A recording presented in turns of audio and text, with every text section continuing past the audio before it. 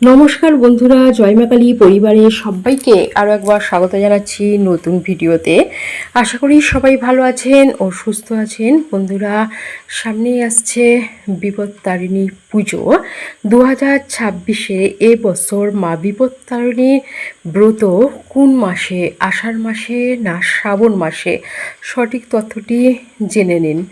2026 সালে বিপত্তারিণী পুজো আষাঢ় মাসে শুক্লাপক্ষের রথযাত্রা ও উল্টো রথের মধ্যবর্তী শনিবার ও মঙ্গলবার অনুষ্ঠিত হবে। চলতি বছর আষাঢ় মাসের পরিবর্তে শ্রাবণ মাসেই পালিত হবে বিপত্তারিণী ব্রত। ব্রত পালনের জন্য পঞ্জিকা অনুযায়ী নির্ধারিত দুটি দিন রয়েছে। বন্ধুরা, প্রথমেই বলি যে 16ই জুলাই রথযাত্রা এবং 24শে জুলাই উল্টো রথের মধ্যবর্তী সময়ে, 18ই জুলাই শনিবার এবং 21শে জুলাই মঙ্গলবার বিপত্তারিণী ব্রত পালিত হবে। এবার বলছি যে পঞ্জিকা অনুযায়ী এবছর এই পবিত্র ব্রত শ্রাবণ মাসেই পালিত হবে। বিপত্তারিণী ব্রত 2026 সালের প্রথম দিন পয়লা শ্রাবণ এবং 1433, 18ই জুলাই 2026 শনিবার এবং দ্বিতীয় দিন চৌঠা শ্রাবণ 1433, 21শে জুলাই 2026 মঙ্গলবার। বিশ্বাস করা হয় মা বিপত্তারিণীকে ভক্তি করে ব্রত পালন করলে জীবনে বিপদ ও আপদ দূর হয় এবং সুখ শান্তি সমৃদ্ধি আসে জীবনে। বন্ধুরা, এখানে দেবী হচ্ছেন দেবী দুর্গারই 108টি অবতারের অন্যতম একটি রূপ। বিপদনাশিনী দেবী দুর্গা রূপেই এখানে পূজিতা হন।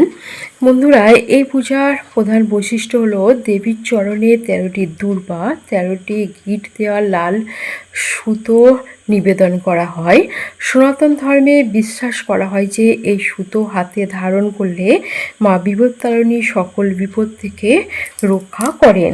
এই সুতো হচ্ছে মেয়েরা হচ্ছে বাম হাতে, মানে মহিলারা, আর পুরুষরা ডান হাতে ধারণ করেন। একদম ছোট শিশু থেকে একদম বয়স্ক 80 বছর পর্যন্ত হচ্ছে সবাই এই সুতো বাঁধেন বিপদ আপদ দূর করার জন্য।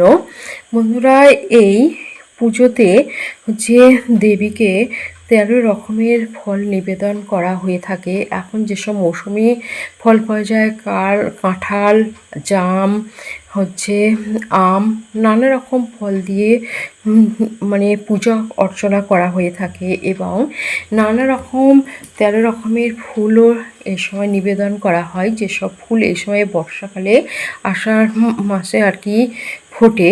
তো এখন শ্রাবণ মাসে এই পূজা পড়বে বলে দিলাম। আর হচ্ছে 13টি লুচি নৈবেদ্য হিসাবে দেয়া হয়, তার সাথে সন্দেশ মিষ্টান্নও দেওয়া হয়। লুচির সাথে শাক ভাজা, আলু ভাজা, পটল ভাজা, বেগুন ভাজা সব রকমই দেওয়া হয়ে থাকে। বন্ধুরা, এইভাবে বিপত্তারিণীর ব্রত হচ্ছে পালন করা হয়। আগের দিন তো নিরামিষ আহার করতে হয়। বন্ধুরা, বিপত্তারিণীর কৃপায় সকলে বিপদমুক্ত থাকুন এবং জীবনে সুখ শান্তি আসুক এবং সমৃদ্ধি আসুক। বন্ধুরা, এখানে ভিডিওটি শেষ করছি। ভালো থাকুন, সুস্থ থাকুন।